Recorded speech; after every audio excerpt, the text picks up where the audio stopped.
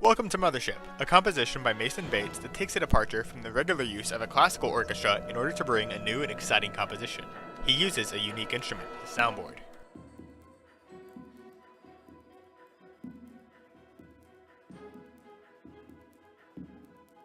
You may notice that Mason uses all of the other instruments you might expect to see in an orchestra. It's easy to notice the horns, woodwinds, strings, and percussion, while the soundboard adds a unique timbre.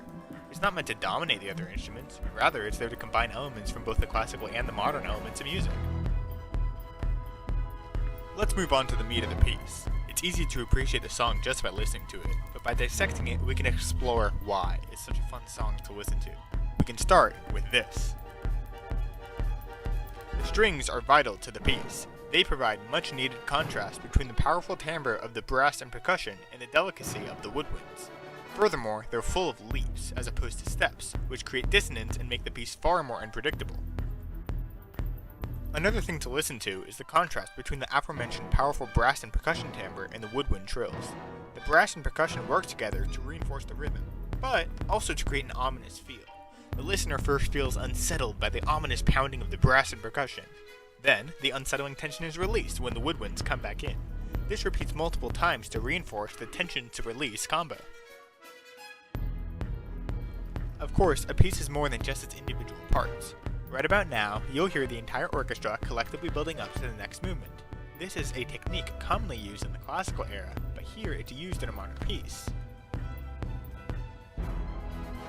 Now, let's touch on dynamic contrast. In order to elicit specific emotions from the listener, Bates finishes off the transition from the first movement to the second with a crescendo to a decrescendo. This isn't sufficient for a climax, however. The music peaks with all of the instruments playing a polytonal climax, then moving on to a triple step down in order to go on to the next movement.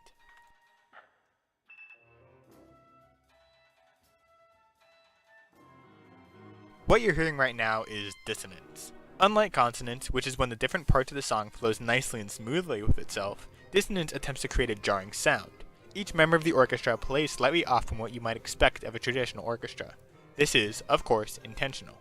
Bates pushes past the limits of the classical orchestra he bases Mothership on, and creates dissonance between each member of the orchestra.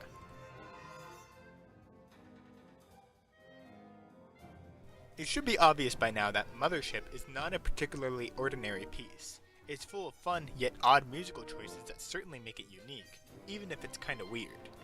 It first premiered on March 20th, 2011 at the Sydney Opera House, performed by the YouTube Symphony Orchestra.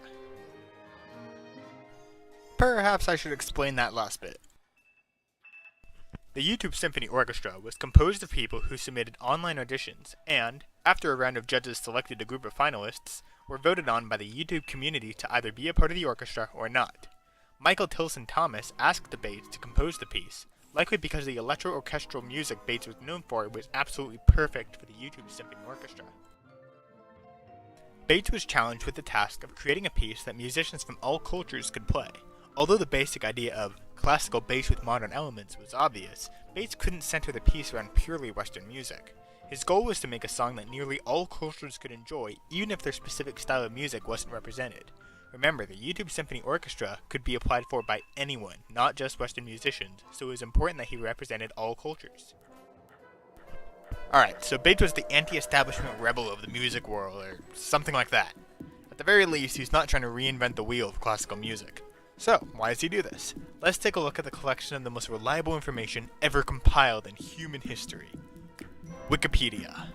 He created his first symphonic work in 1993 because he was commissioned by Robert Moody. The piece he created was called Free Variations of Orchestra. Later on in his life, he relocated to UC Berkeley in order to get his PhD in composition, which is known for being the best school where the best people go. He currently works as both a DJ and a musical curator, which is how he developed his unique way of composing music, which incorporates electronic styles from DJing and classical music from being a musical curator. His other pieces represent this mix quite well. Besides Mothership, he's also composed a score for a movie and a contemporary opera. His movie composition, The Sea of Trees, utilizes a somber timbre with electronic elements. Meanwhile, The Revolution of Steve Jobs involves a very heavy use of the soundboard, but it also utilizes traditional opera techniques. Mason Bates is a modern composer who references the proverbial classics while still making them appealing for today's musical culture. His role as a DJ allows him to get in contact with the people listening to his music regularly, and his active Twitter lets people get in contact with him easily. Perhaps he's not everyone's cup of tea, but he's definitely one of the more interesting musical composers. At the very least, his concerts will be a unique experience. More likely, he'll introduce you to a new style of music you won't want to miss out on.